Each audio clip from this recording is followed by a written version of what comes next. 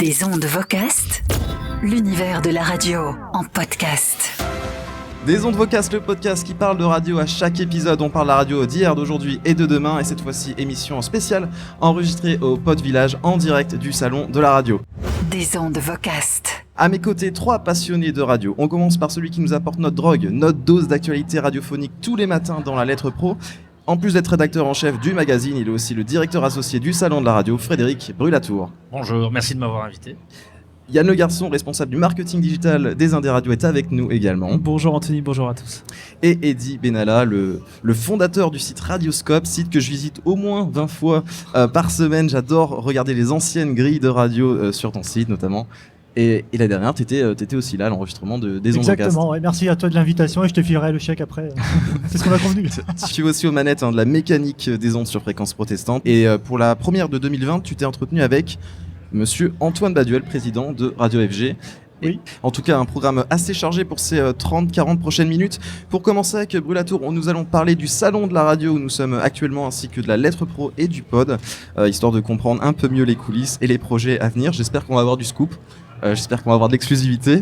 Il faut être gentil pour avoir du scoop et de l'exclusivité. Le chèque aussi, pareil. Je jugerai sur pièce. Ensuite, un édito qui s'annonce passionnant avec Yann. La publicité est le moyen le plus courant pour financer une radio. Et en tant que spécialiste du sujet, on se demandera avec toi s'il n'y a pas d'autres façons intéressantes. Et il y en a forcément. On peut gagner de l'argent partout. Ouais. Donc on va parler monnaie, donc restez bien avec nous.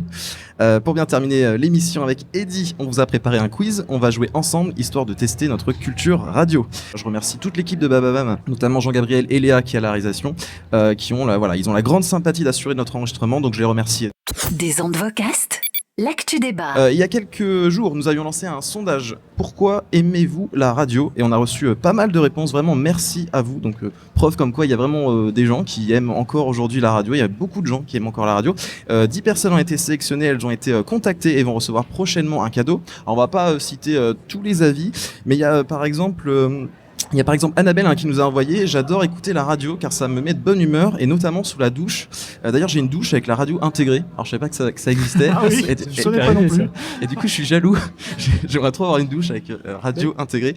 Je vais y penser pour mon futur appartement, justement. D'accord. Mais en fait, j'ai regardé les prix. Ça fait peur. Voilà, je vous le dis. Moi, ça tombe à l'eau alors. Bon, en tout cas, bravo à Annabelle qui remporte une Google Nest Mini, une enceinte connectée de Google. On va citer 2 autres réponses de 2 personnes qui sont normalement dans le public.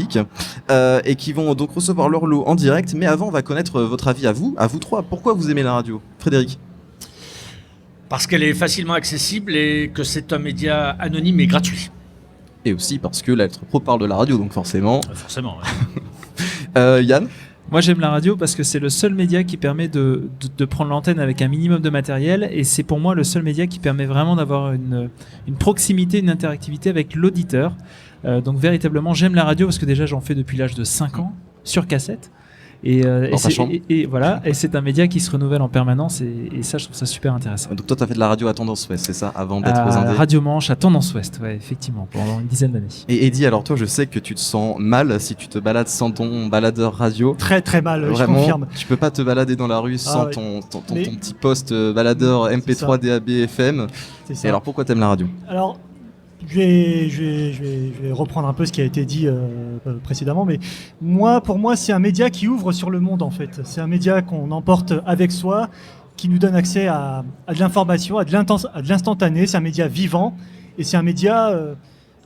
Moi, pour faire du micro, c'est un peu ma thérapie, on va dire. Il y a eu 2 personnes qui normalement sont sans la radio. Alors je sais pas si Arnaud Ravin est ici. Il y a beaucoup de monde au salon de la radio. Arnaud, voilà. Alors Arnaud qui dit aimer la radio car peut-être qu'on va attendre qu'il se mette au micro avec nous.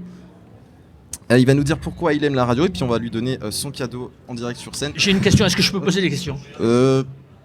Est-ce qu'il aura droit à un scoop en échange ? Est-ce que... Décidément. je pense qu'il veut son scoop. C'était le fil rouge de l'émission, le scoop. Pourquoi Anthony Gouraud aime la radio ?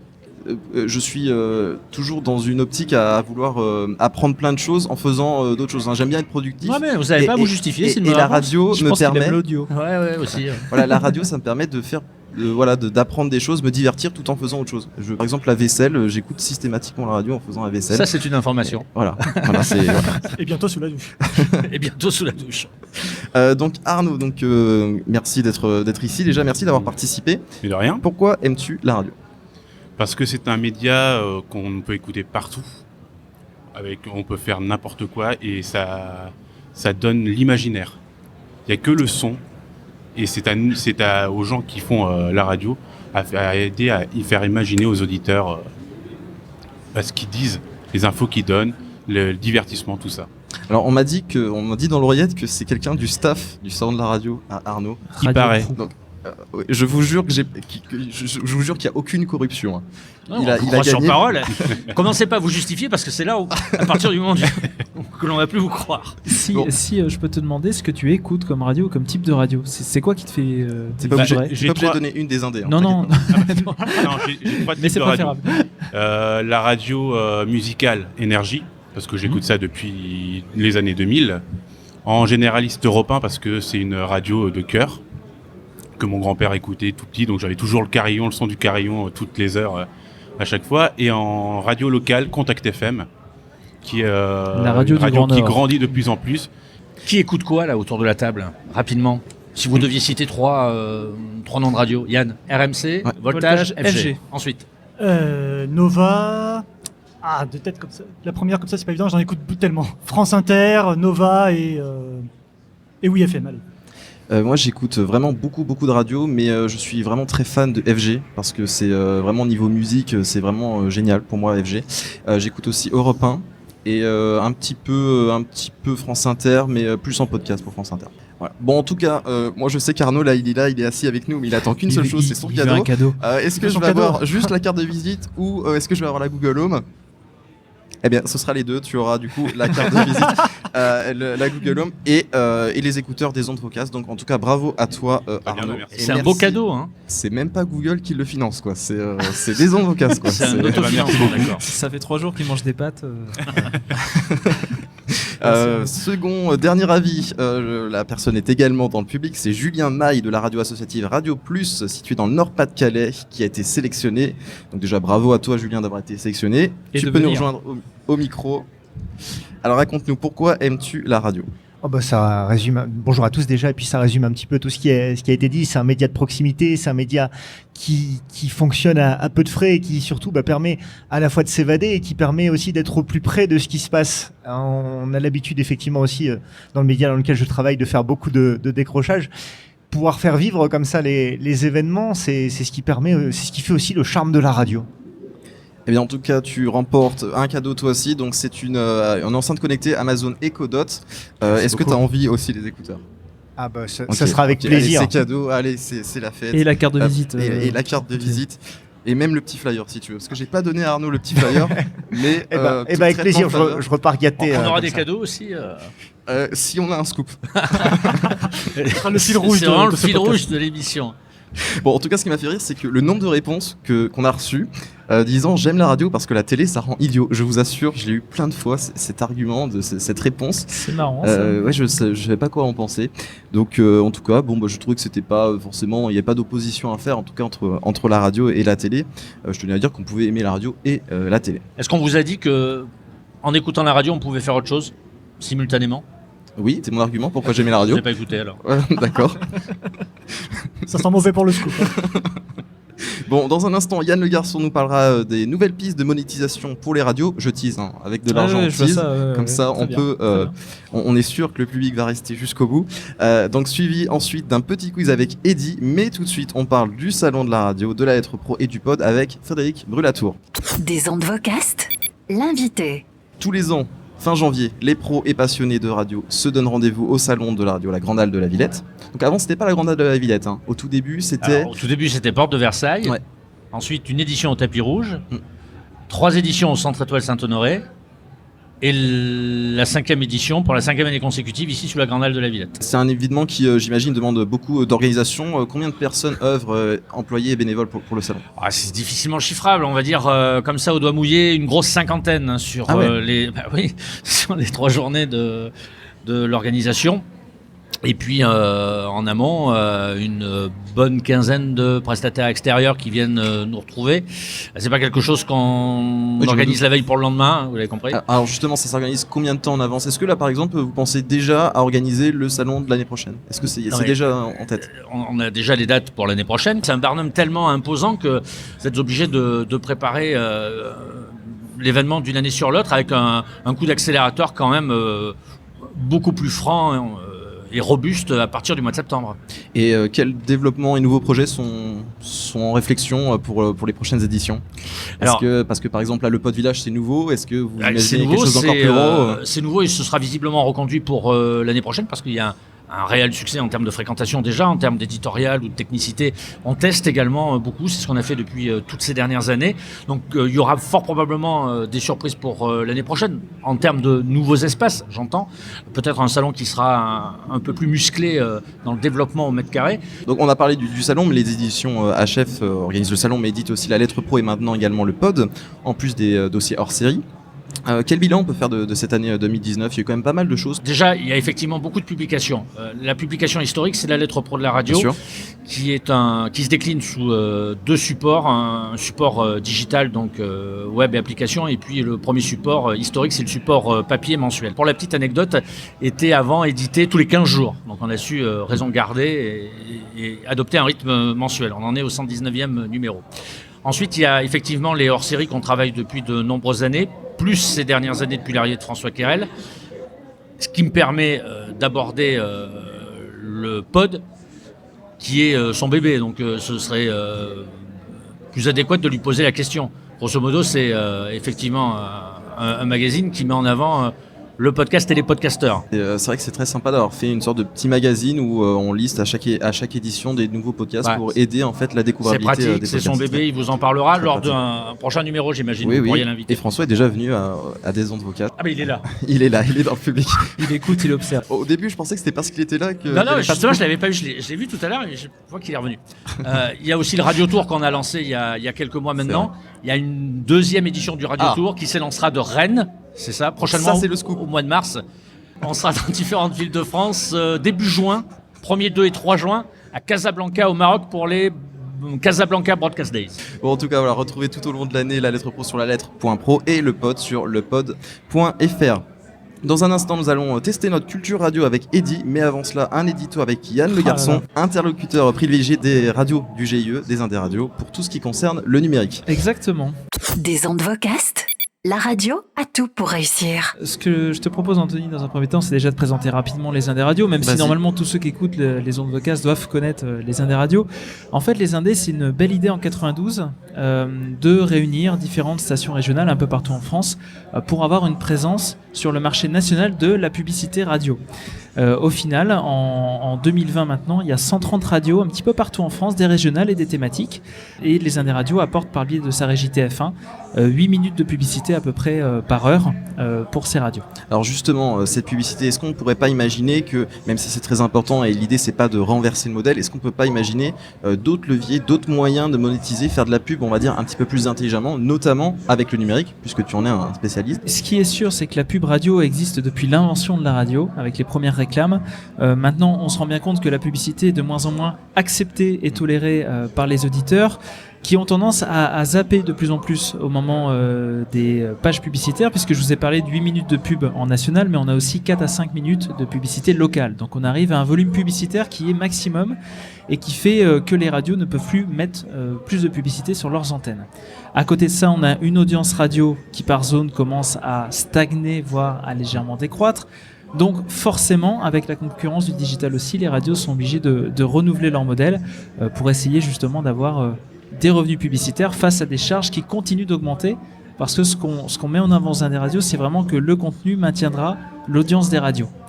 Ok, alors est-ce que tu as des exemples vraiment concrets? Parce que ça, on va dire c'est la théorie, mais est-ce que tu as des exemples concrets, notamment aux Indés radios, de moyens de faire autre chose que cette pub qui déplaît de plus en plus aux auditeurs? Alors déjà sur le broadcast, on a le moyen de faire de la publicité un petit peu autrement que le simple spot.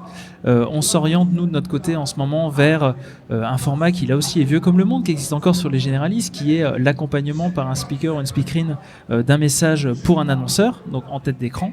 On a aussi avec la régie TF1 Pub des emplacements VIP, c'est-à-dire un seul spot de publicité qui va coûter peut-être 2 à 3 fois plus cher qu'un spot classique, mais qui est dans un écran. C'est-à-dire vous avez qu'un seul spot au sein de votre écran publicitaire.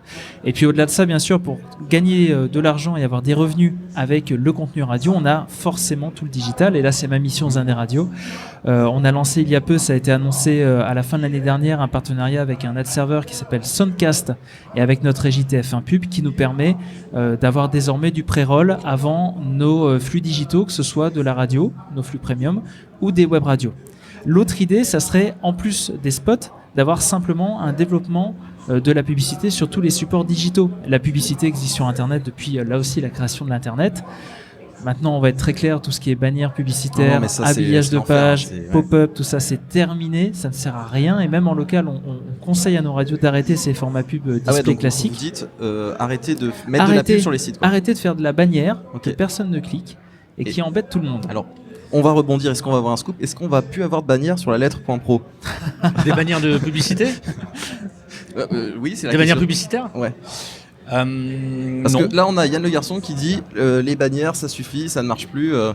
En fait, je pense qu'on n'est pas exactement dans le même cas. Parce que moi, dans mon cas, on est sur un marché national avec une thématique éventuellement ou une région en particulier, alors que Tandis que nous, on est qualifié professionnel. Ouais, exactement. C'est-à-dire que nous, les bannières que tu vas retrouver, c'est pas pour Lustucru ou pour. Moi, je serais pas contre. Je prends un exemple. Je vous lis à midi, donc. C'est une publicité ciblée, elle est qualifiée. C'est ça hein, la différence. Hein. Exactement. Donc c'est quand même le nerf de la guerre. Hein, donc, et je crois que la lettre pro, c'est pas du programmatique en fait, c'est vraiment des. Non, c'est pas de programmatique. Alors que nous, principalement, la publicité nationale sur les sites internet et applis viennent de plateformes programmatiques qui rémunèrent 40 ou 50 centimes le coup par mille, ce qui est vraiment très très peu.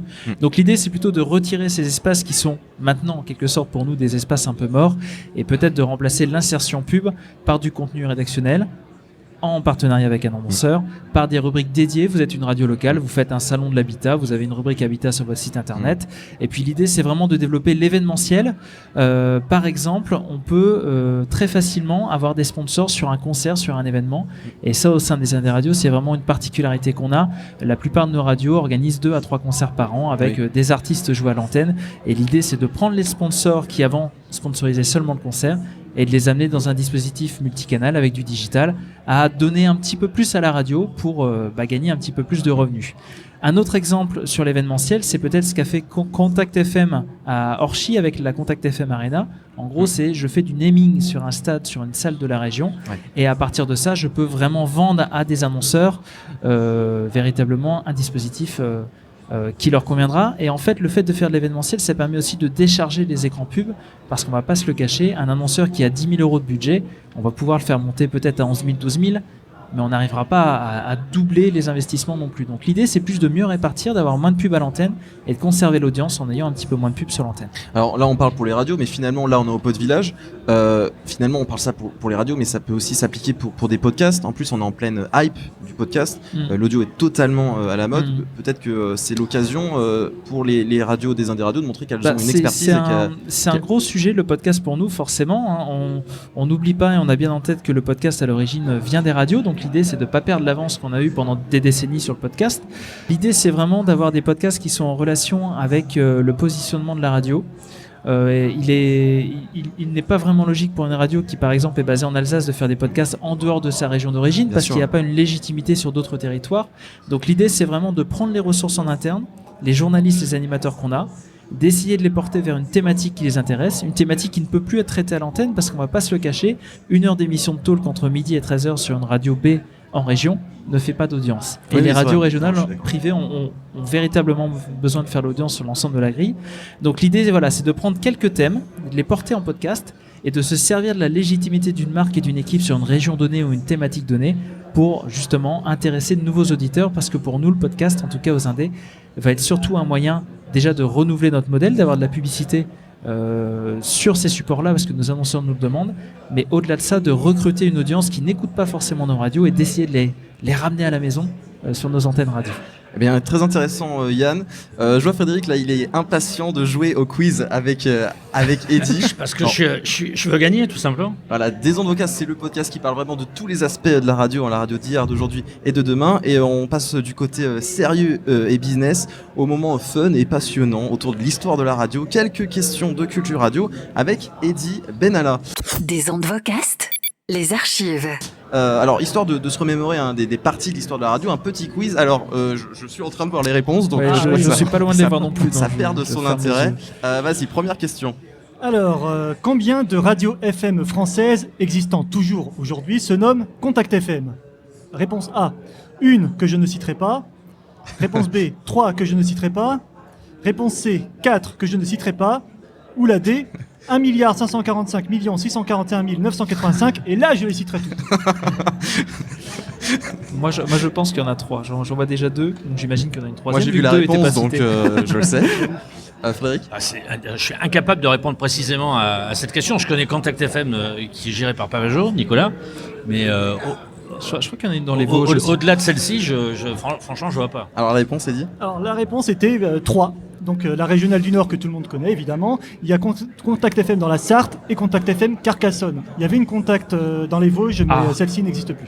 Mais alors, est-ce que les 3 Contact FM sont dans un D, du coup? On a la radio du Grand Nord, Oui, ça, je me doute. qui effectivement lead. Non, les 2 autres ne sont pas aux Indés Radio. On a un seul exemple de 2 radios au sein des Indés qui ont le même nom, c'est Radio Star. On a Radio Star Est et Radio Star Méditerranée. Ce qui n'est pas forcément simple en termes de gestion parfois aux Indés. Ouais, Entre les deux, je me on doute. confond régulièrement. Deuxième question, du coup, Eddy. Alors, en 1995, dans le Morning Les Monstres sur Skyrock, Ah, qui là. avait remplacé JC aux côtés de Manu Lévy après son fameux dérapage? Était-ce Michael Youn, Miko, Morad ou Frankenstein, qui est un monstre? C'est logique. Qui a connu déjà les monstres? Parce que moi, je suis né quand ça s'est créé, donc du coup, je pouvais pas écouter les monstres. Moi, j'avais pas Skyrock dans ma ville de Normandie. On n'avait pas grand-chose. On avait que Fun. Frédéric? Je connaissais les monstres, ouais. Alors, Je suis incapable de répondre à cette question. c'est un faux, c'est un faux expert, ce Frédéric. Non mais attendez, Non, mais bien vous avez sûr. vu la nature des questions, c'est quand même ultra... Oui, c'est beaucoup plus facile quand on a les réponses. non, mais déjà, d'une part, mais là, les monstres, en quelle année 95. Ouais, 95. Oui, parce que JC, il y a eu JC avait dérapé au moment du Flash Info. Ouais, il avait dit quoi? C'était quelqu'un un qui flic était est mort, mort, un c'est flic une bonne est mort. nouvelle. Oui, voilà. Ce qui a valu à Skyrock une Ouais. suspension d'antenne de Ouais. 24 heures. Je me demande si c'est pas Youn qui avant était sur Fun. Qui avait Non. fait un switch Non, c'est pas Youn. raté. Bon. Si, c'est Youn? Non, c'est pas Youn. Non, c'est pas Youn. C'est Morad, non? Et C'était Morad, oui. Ouais. A guitar? Yes, a guitar is a little professional. Guitar on a rock and a little bitter. And it's just right. Ah, yeah, a guitar. Knock, knock, knocking on heaven's door. A door, door, door, door. 1, 2, 3 comes beating them all. Just beat it. Das ist vielleicht ein Golfen, ist Pfaffen Daut. Nous sommes un groupe anglais. 1, 2, 3, I'm in a building on the river, on the park, and the mile in the river, bitty ball. Knock, knock, bitty, bitty, bitty, bitty ball. Yeah, yeah, yeah, yeah. Alors, Michael Youn, lui, était à Skyrock à la matinale, mais Ah. bien après, en fait. Troisième question. Et je précise que Morad est aux Indés maintenant. Il est sur Kit FM. Exactement, ouais. Ah Qui oui, avait la d'accord. réponse dans la salle Personne n'avait la Personne réponse dans la n'avait salle. Allez, Tu as fait perdre 2 personnes dans le public. Hein. mince. Bon, bah, on va essayer de les ramener. Vas-y, On va Louis. aller dans les années 80, dans les radios libres maintenant. Le chanteur Phil Barnet avait fait de la radio avec sa propre émission de rap. Mais sur quelle radio libre était-ce? Ah non, là. Était-ce Radio Verte, Radio Nova, Carbone 14 ou La Voix du Lézard, qui était l'ancêtre de Skyrock? Ah, c'est la voix du lézard, non Eddy, Anthony je n'en sais strictement rien. Non, personne ne sait. Non. Sans avis. Eh Je bien, peux chanter Phil Barnet par contre si elle veut. Ah oui. Alors, Eh bien non, c'était sur Carbone 14 en 1982 et l'émission Ah ouais. s'appelait Salut les salauds. Tout faire, même danser aérobic avec Phil Barnet et Black Star Music. Je n'ai qu'un besoin, je n'ai qu'une envie, c'est faire écouter ma musique à tout Paris. Bientôt, tous les jours, séduit par le virus. De Funk Machine, je vous en demanderai plus. Le mardi, le jeudi, de 17 à 19. Vous voyez, c'est pas vieux, je dirais même c'est tout neuf. Tous les imports que vous entendrez, pour la plupart, sont d'exclusivité. Vous voulez savoir où on les trouve à Paris? C'est vraiment tout simple, c'est mini-club de nuit. de la funk musique, c'est l'As des As, c'est 42 boulevard du Montparnasse. Restez avec moi, ça va commencer sur Carbone 14 et vous allez craquer. Poussez donc les meubles, la musique à fond la caisse, il va falloir bouger un peu le fesses. Salut les salauds. Salut à tous, c'est Barnet. Let's start, do it again now. Salut les salauds. Really funky show. Au rendez-vous tombe. Do it. Salut les salauds. Black Star music on the top. Au rendez-vous tombe. Salut les salauds. Salut à tous, we're gonna have a good time now. Do it. Je vais vous raconter Let me hear you now. mon aventure de nuit d'été. Rendez-vous manqué, histoire banale, pas compliquée. Téléphone occupé, le bon début pour une télévision branchée. Programme des vies pour allumer. Cendrier vidé, toutes les bouteilles sans manger, le crafiné. Tout est prêt, il peut arriver. Vous avez reconnu mon générique, c'est bien sûr Salut les salauds, signe groupe Interview, remixé par mon ami Bernie de l'Élysée Matignon, qui est un grand DJ à qui je fais une grosse bise, j'espère qu'il m'écoute Bernie. Have a good time now, listen Phil Barney Show to me. Salut les salauds, d'accord. Ouais, je sais pas. Grâce à Eddie, on est cultivé tout d'un coup. Est-ce qu'on fait une quatrième question et après on passera. Oui. Tant qu'on part d'une tôle, on va y aller jusqu'au bout là. En fait, on restera jusqu'à ce qu'on arrive à répondre à une des questions. C'est la fin du salon en fait. Bon, je vais essayer d'en faire une pas trop compliquée, je tente. Allez, vas-y. Alors, en l'an 2000, Radio France avait réorganisé une grande partie de ses fréquences dans toute la France à l'initiative du président d'alors, qui était Jean-Marie Cavada. Quel était le nom de cette réorganisation ? Le plan nuit bleue. Plan bleu. La nuit bleue. Bon, je donne les 4 propositions quand même parce qu'elles étaient trop cherchées. Le plan Radio France 2000, le plan bleu, le plan public ou le plan rouge et noir. J'exilerai ma peur, j'irai plus haut que ces montagnes de douleur. Et est-ce que tu as engagé un auteur du Burger Quiz par hasard ? Non, mais il y a de l'inspiration, on dira. Vous avez remarqué que sans les propositions, j'ai dit Oui, nuit bleue. Mais le plan bleu, Oui. ouais, c'était. Oui, alors du ouais, coup, ça elle était facile. vaut tous les échecs des questions d'avant. Est-ce qu'on peut faire une dernière question ? En fait, en alors- réalité, il en a 50. Hein. C'est ça. Laquelle de ces émissions détient la plus grande longévité et qui est toujours sur les ondes ?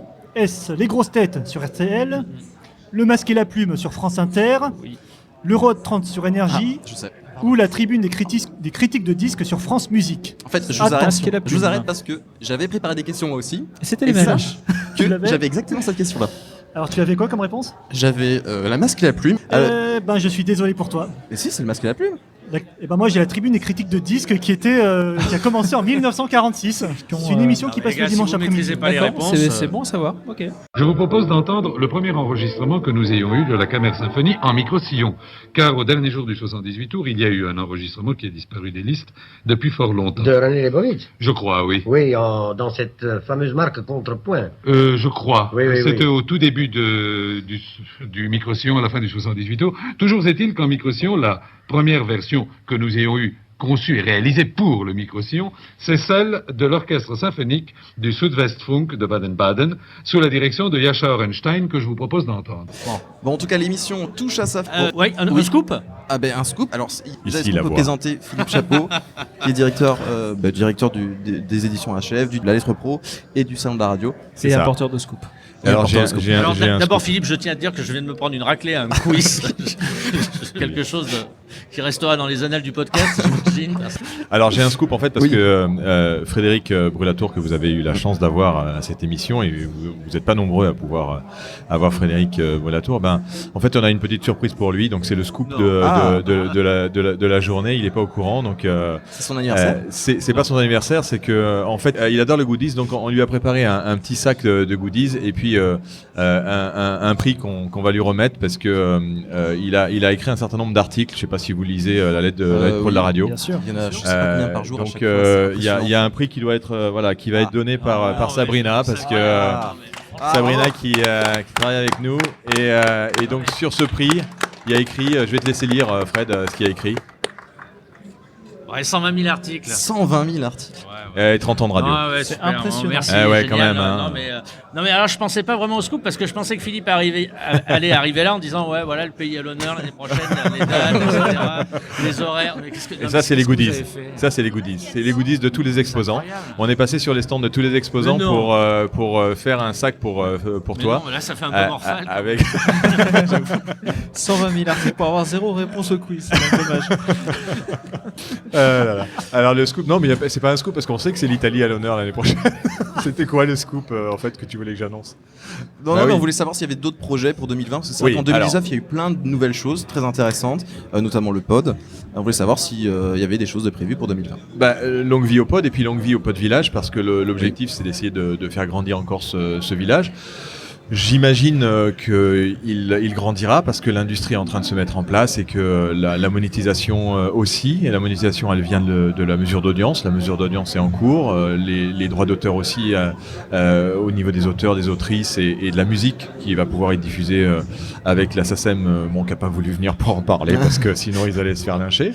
Mais à part ça, peut-être qu'à l'année prochaine, on aura la chance de les avoir et on va essayer d'internationaliser un peu plus le salon. D'accord. On est aujourd'hui assez représentatif sur la partie francophone. On a 35% de visiteurs non francophones, ça a augmenté cette année, et 50% d'exposants qui sont non francophones. Donc là, on veut essayer, on est en train de caler peut-être des événements qui peuvent se passer au sein du salon et qui sont des événements internationaux qui apporteraient encore une image encore plus internationale au salon pour le podcast aussi.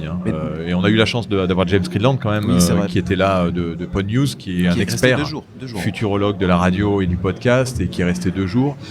D'autres intervenants aussi très, très, très... mais bon, il faut aller plus loin, il faut aller encore plus loin et je pense que ça élève le débat que de voir ce qui se passe au niveau international. Et en tout cas, merci d'être venu au micro. C'était même pas prévu. Et en plus, j'ai pas trop suivi la conversation. Je suis encore dans les buées de l'émotion. Il est en train de dire tous les coups tous les flyers. Choc émotionnel. Donc merci beaucoup.